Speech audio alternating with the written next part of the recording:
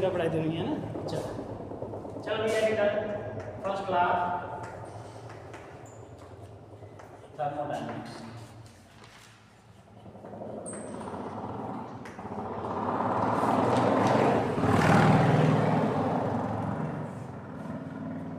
First class, इससे पहले आपने पढ़ा था जीरो लॉ। जीरो लॉ क्या कहता है? जीरो लॉ कहता है कि एक सिस्टम के एक दूसरे सिस्टम से इक्विलिब्रियम में हो बी से और बी इक्विलिब्रियम में हो सी से, तो कहा जाता है कि तीनों आपस में कैसे हैं? इक्विलिब्रियम में। यही आपका था zero law thermodynamics. First law क्या कहता है? फर्स्ट लॉ कहता है कि energy neither be created, energy neither be created, आपको लिखना है neither be created nor destroyed, but it can be converted,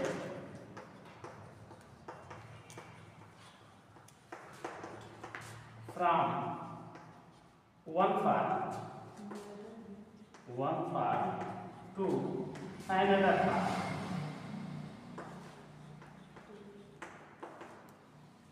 ये इसका स्टेटमेंट है। क्या स्टेटमेंट कहता है कि energy neither be created nor destroyed but it can be converted from one form to another form.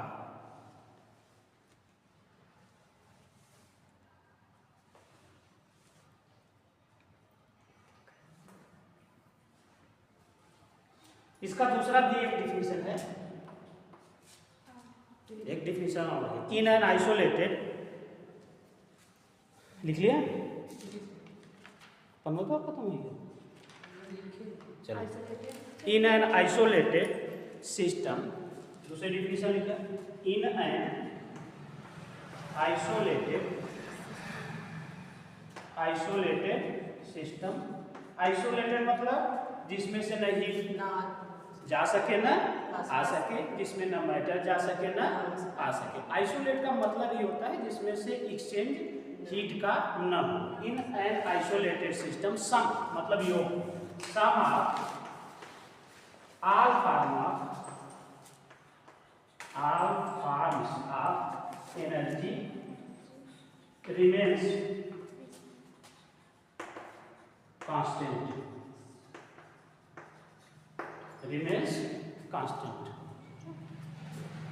sum, SUM, sum of all forms of energy remains constant, आगे चलो।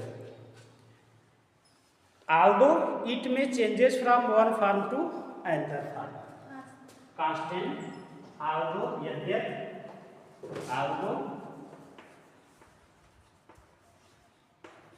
it may changes from one form to another form,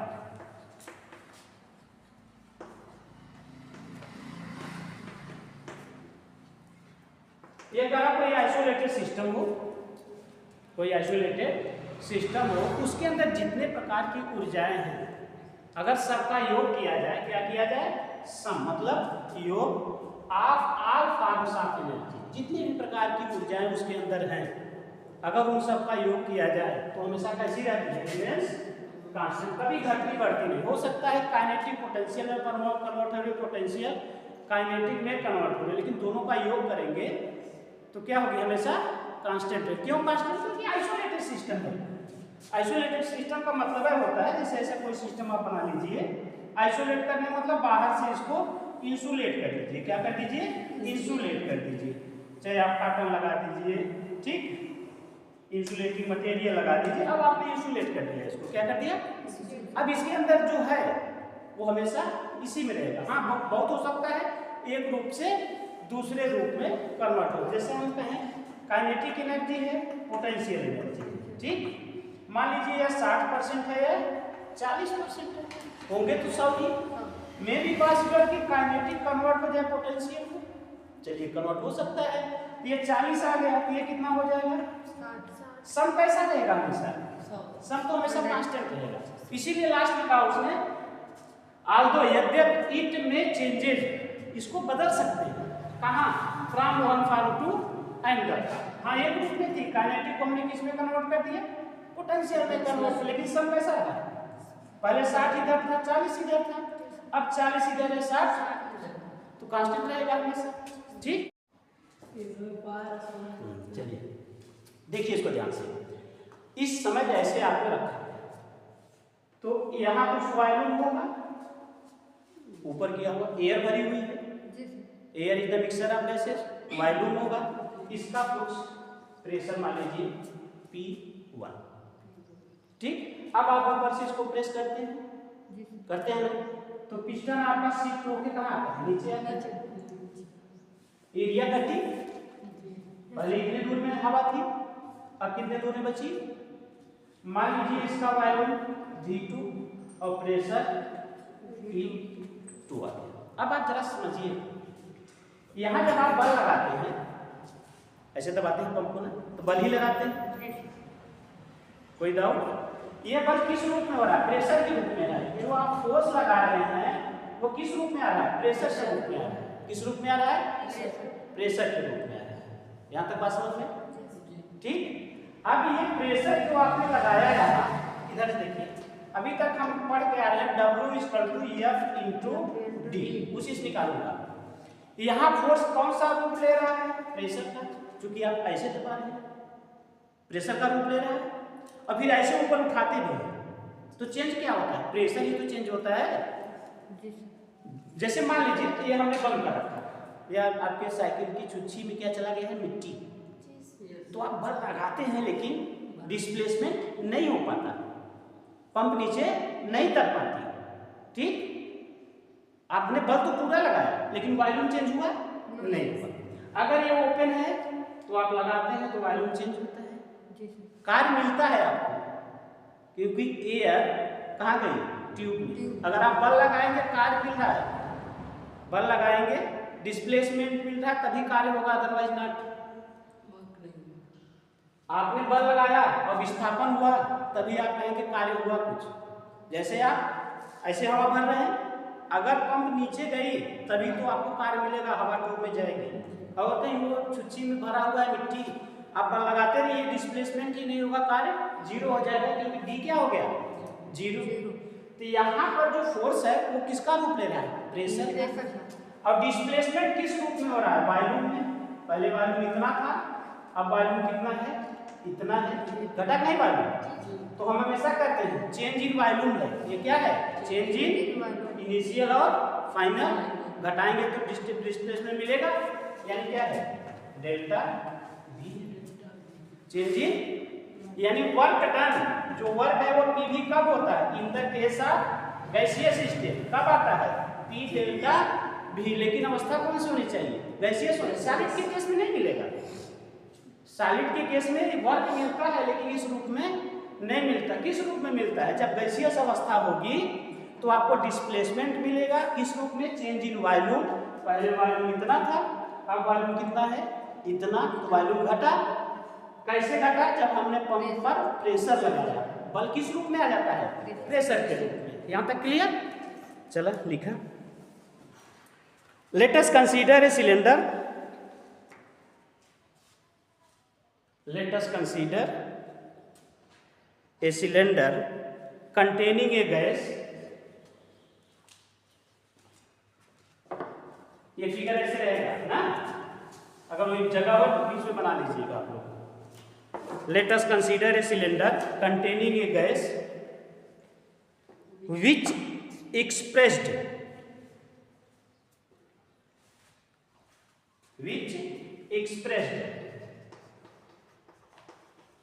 आप express में दोनों चीजें आती है बेटा। आप पंप को ऐसे कंप्रेस करते हैं और फिर ऊपर भी दुलाते हैं। जब नीचे आप दबाते हैं तो उसको कंप्रेस्ड कहा जाता है, और जब ऊपर लाते हैं तो एक्सपैंड कहा जाता है। क्या कहा जाता है? दोनों अवस्थाएं होंगी, कंप्रेस्ड भी होगा और एक्सपैंड भी होगा। समझ लीजिए नॉर्मल भाषा में ना। Against a constant applied pressure, कोष्टक बंद कर दीजिए, अगेंस्ट ए कांस्टेंट अप्लाइड, अच्छा रुक कीजिए बैक हुआ, the ability of system, the ability of system to do work, आपकी भी वही है, the ability of the system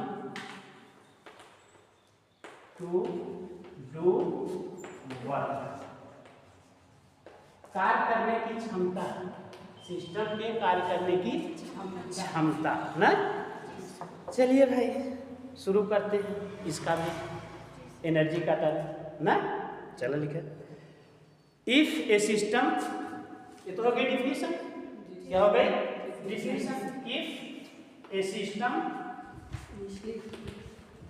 initially मतलब प्रारंभिक अवस्था में, if A system initially has energy capital E1, मान लीजिए कोई एक सिस्टम है जिसकी प्रारंभिक एनर्जी E1 थी, अभी वो कार्य नहीं किया, ठीक, and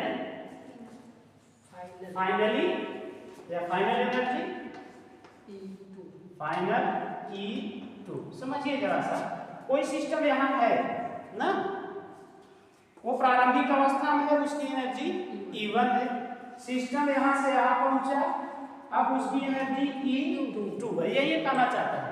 if A system initially मतलब प्रारंभिक अवस्था में, उसकी एनर्जी क्या है E1, कुछ समय बाद जब सिस्टम एक स्थान से दूसरे स्थान पर, जैसे आप ही हैं घर पर हैं, प्रारंभिक अवस्था हो गई, ठीक, खाए पिए हैं मस्त हैं, और साइकिल चलाकर स्कूल तक आए, ये आपका कौन सा स्टेट हो गया, सेकंड वाला, जहां आपको रुकना था। E2 एनर्जी इस समय, और दोनों बराबर होगी, हो ही नहीं सकती, क्योंकि आप कार्य किए हैं, साइकिल चलाए हैं, कुछ ना कुछ एनर्जी रिलीज हुई होगी ना, तब चेंज इन एनर्जी, ये निकला है ना, देन चेंज इन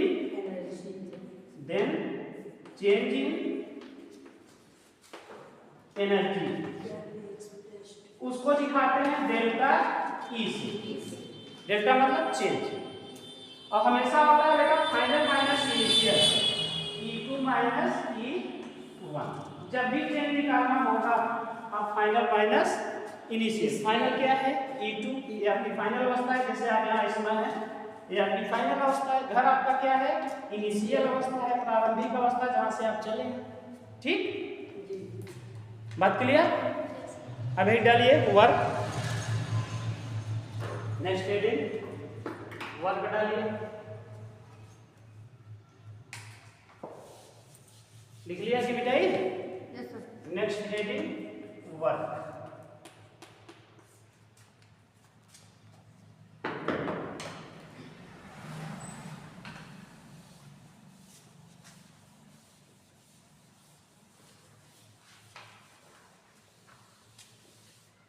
हाँ भैया, प्रोडक्ट ऑफ फोर्स एंड कार्य बराबर हम क्या पढ़ते थे बेटा बचपन में, यानी हाई स्कूल तक, कार्य बराबर पढ़ते थे बल गुणे बल की दिशा में विस्थापन ना, बल की दिशा में विस्थापन होना चाहिए, बल गुणे विस्थापन लिखते हैं, क्या लिखते हैं विस्थापन, ये विस्थापन शब्द ही कैसा होता है, डायरेक्शनल होता है, बस समझिएगा, वेक्टर क्वांटिटी है, कैसी है, दिशा सहित होना चाहिए, आप बल लगाएंगे तो एक दिशा होगी, बात समझिए, आप बल लगाएंगे तो एक दिशा में बल लगाएंगे, इसीलिए कैसा है डायरेक्शनल है, कैसा है।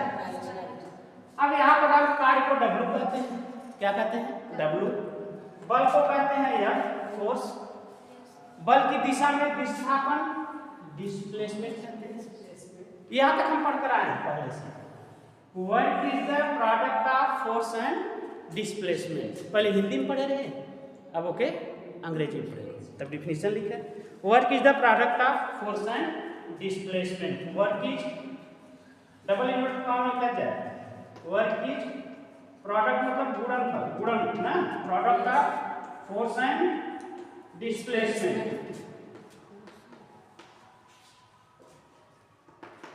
डबल कॉमा बंद कर दीजिएगा। ठीक, फोर्स एंड डिस्प्लेसमेंट।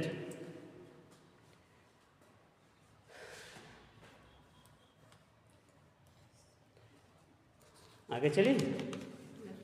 ठीक, अब ये दो चीज का गुणनफल है, एक एफ और एक डी। दो राशियां हैं इसमें, कैसी हैं? दो राशियां हैं, टू फैक्टर इसमें है। एक तो है इंटेंसिटी फैक्टर, दूसरा है कैपेसिटी फैक्टर। इंटेंसिटी तीव्रता, फोर्स किसकी है? इंटेंसिटी की। ये जो डिस्टेंस है कम अधिक ज़्यादा, ये कैपेसिटी है। क्या है?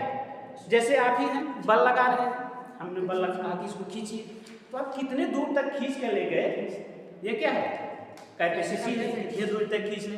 अब आपने बल कितनी इंटेंसिटी से लगाया, ताकत से लगाया, तो यानी ये दो चीज़ों का गुणनफल है। एक तो इंटेंसिटी फैक्टर जो एफ को दर्शाता है, और डी डिस्प्लेसमेंट, कितना आपने डिस्प्लेसमेंट वो उसकी कैपेसिटी होती है। जैसे हम कहते हैं नॉर्मली, समझिए 1 लीटर तेल में कोई बाइक 70 किलोमीटर जा रही है। कितना जा रही है? 70 किलोमीटर। तो बाइक की जो कैपेसिटी है 1 लीटर एब्जॉर्ब करने की है। डिस्टेंस कितना चला वो? 70। ठीक, इंटेंसिटी बाइक की तीव्रता, डिस्टेंस जो चली वो कैपेसिटी। बस समझ में? लिखिए, आगे लिख डालिए। It may be expressed as, it may be expressed as the product of two TW ना, टू फैक्टर्स। बहुवचन में लिखेंगे। पहला क्या है? Intensity factor, intensity factor and capacity factor.